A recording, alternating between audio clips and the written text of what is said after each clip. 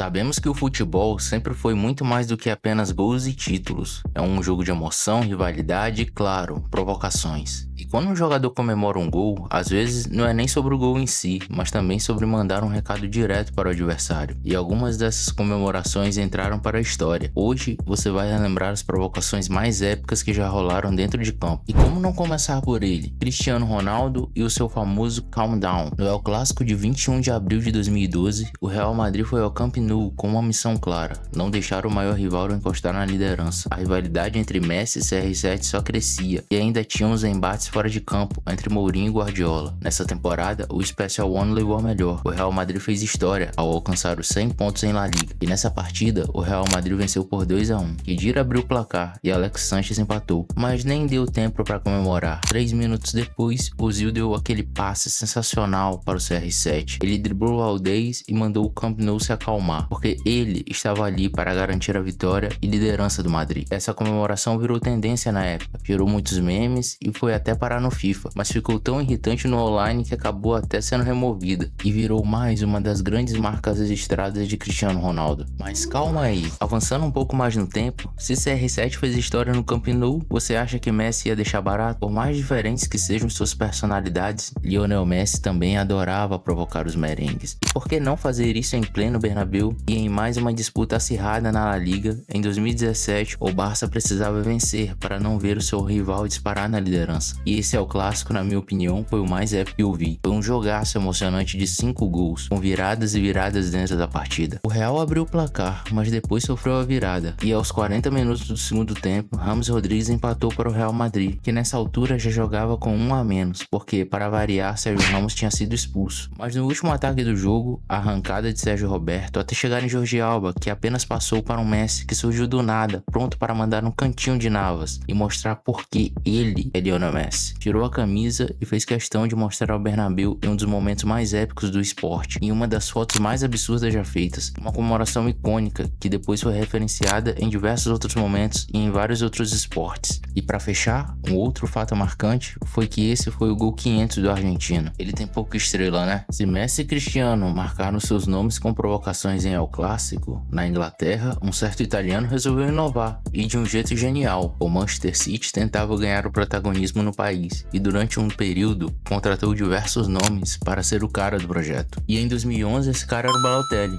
Ele sempre jogou muito, mas para quem sabe, ele também é um cara que se envolve em muitas polêmicas em toda a sua carreira. E na época, a imprensa inglesa não largava ele de mão. Nesse período, a polêmica da vez era sobre ele ter soltado fogos de artifício no banheiro. Olha com que os caras perdem tempo, hein? Bem, até que no clássico de Manchester, o City meteu um 6-1 histórico no United. O Balotelli fez 2 gols. Em um dos gols, ele mandou uma resposta direta para a imprensa. A famosa frase, "Why always me?" Por que sempre eu? Assim, ele ganhou ainda mais repercussão, virando até meme mundial. E foi aí que eles não aliviaram mesmo pro italiano. Por esses e outros diversos motivos em campo, no fim, Balotelli não conseguiu manter o bom nível no City, mas a comemoração ficou pra história. Curioso que, mais ou menos um ano antes, em 2010, guardadas as devidas proporções, algo parecido aconteceu aqui no Brasil. Adriano Imperador, quando jogava no Flamengo, também era algo constante da imprensa. Eu não posso tomar uma cerveja, eu sou uma pessoa normal como todo mundo, mas como eu disse, quando se diz em Adriano, né, eu já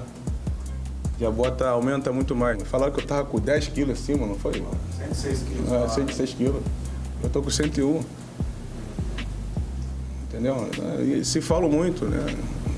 E em uma dessas polêmicas, no clássico contra o Vasco, o Imperador deixou dele e mandou a frase épica: "Que Deus perdoe essas pessoas ruins". Além de ser uma resposta direta, essa comemoração marcou não só os flamenguistas, mas torcedores de vários times. Até porque não tem como não gostar do Didi. E agora eu quero saber, você acha que chutar a bandeira de escanteio deveria ser proibido ou faz parte da provocação? Porque atualmente, uma das comemorações que mais provocam e irritam as torcidas é quando o jogador vai comemorar e acaba chutando a bandeirinha, que geralmente fica o escudo do time. Vardy na Inglaterra fez isso uma vez, embora a bandeira lá tenha sido outra. E no Brasil, o destaque fica para os clássicos do Sul, Rio e Minas. Mas acredito que essa comemoração ficou marcante mesmo foram nos clássicos paulistas, com Rafael Veiga do Palmeiras e Luciano do São Paulo. Vou falar para vocês que é uma comemoração que o cara tem que ter coragem para fazer no jogo, porque como já vimos acontecer por aqui, a volta é triste. e se perder vai ter que aguentar ser zoado. Fora que, recentemente, a própria Federação Paulista fez questão de proibir esse tipo de comemoração e teve até pronunciamento de líder de organizada falando que se chutasse a bandeirinha, eles iriam invadir o campo, pra vocês verem o nível que já tá. Eu já acho que já pegam pilha demais e tem que zoar mesmo. E vocês, o que acham? Voltando pro futebol europeu, na Premier League, Suárez fez história no Liverpool. Sua passagem pela Inglaterra não se destacou pelos títulos, mas seus números foram absurdos. Só que não era todo mundo lá que era convencido disso não. O técnico do Everton, David Moyes, às vésperas do clássico inglês, falou que o uruguaio se jogava e simulava demais no campo. E quando a bola rolou, obviamente Luizito marcou. E na comemoração, ele simplesmente saiu correndo até o banco de reservas do Everton e deu um peixinho na frente do técnico e jogadores reservas do Everton. Ele, nessa hora, só teve que abrir um sorriso de canto e aplaudir o homem. Outra lenda do futebol que adorava provocar rivais era Thierry Henry. Seu jogo e gol contra o Real Madrid na Champions foi lendário, mas foi no clássico do norte de Londres que ele imitou. Arrancou antes do meio campo para fazer esse golaço contra o Tottenham e na comemoração atravessou o campo passando na frente do banco de reservas dos Spurs e deslizou encarando a torcida do Tottenham. Detalhe, esse momento ficou tão marcado que o Arsenal fez uma estátua desse momento na frente do Emirates. Henry é histórico demais. Falamos de provocações na Europa, mas e na América do Sul? Você sabe que aqui a treta é de outro nível, né? Em 2004, a Argentina presenciou o superclássico entre Boca e River nas semis da Libertadores. Aquele Boca no início dos anos 2000 era embaçado demais e podia chegar em sua quarta final em 5 edições. O primeiro jogo foi 1-0 em La Bombonera e o jogo decisivo no Monumental, até os 44, o River ganhava por 1-0, até que em um cruzamento Tevez apareceu para marcar e fazer uma comemoração que irritaria muitos milionários. O cara imitou uma galinha, apelido que os torcedores do Boca chamam seu rival, e aí deu confusão na certa, fora que ele foi expulso. Ele só não contava que na última bola do jogo o River empataria. A decisão ficou para os penais, porém o Boca fez história e garantiu a vaga na final, eliminando seu rival em pleno Monumental. Então, a comemoração se tornou maior ainda, e até 2018, onde o River teve sua revanche, eles tiveram que escutar bastante. Continuando aqui na América do Sul, aqui no Brasil, existe um clássico que é pura provocação, que a rivalidade só aumentou nos últimos anos, e é o Flamengo e Botafogo com o famoso chororô. É verdade que em 2024 o Fogão passou por cima do seu maior rival, e esse foi o seu melhor ano, garantindo grandes títulos, mas historicamente é inegável a supremacia do Flamengo no confronto. E esse apelido pegou em 2008, quando o Flamengo ganhou a Taça Guanabara, para muitos de forma polêmica. Os jogadores e dirigentes do Botafogo foram reclamar na imprensa, e isso aí foi um prato cheio para a torcida do Flamengo zoar os caras. Além de sentir o golpe, o pior foi que nesse período o Botafogo foi trivice consecutivamente pro Flamengo no Campeonato Carioca, e aí não teve jeito.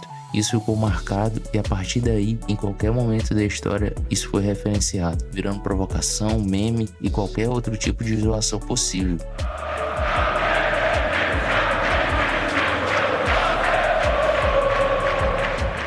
Para terminar esse vídeo, não tinha como não citar outros clássicos brasileiros, mas isso nos anos 90. Lá, a rivalidade era sem limites, em todas as regiões. No derby paulista, Viola marcou e imitou um porco. Já no sul, no Grenal, Paulo Nunes fez um golaço e imitou um saci para provocar o Inter. Inclusive, isso aí deu maior polêmica na época. E como não lembrar nos clássicos do Rio, com o Edmundo, com sua famosa provocação ao Flamengo?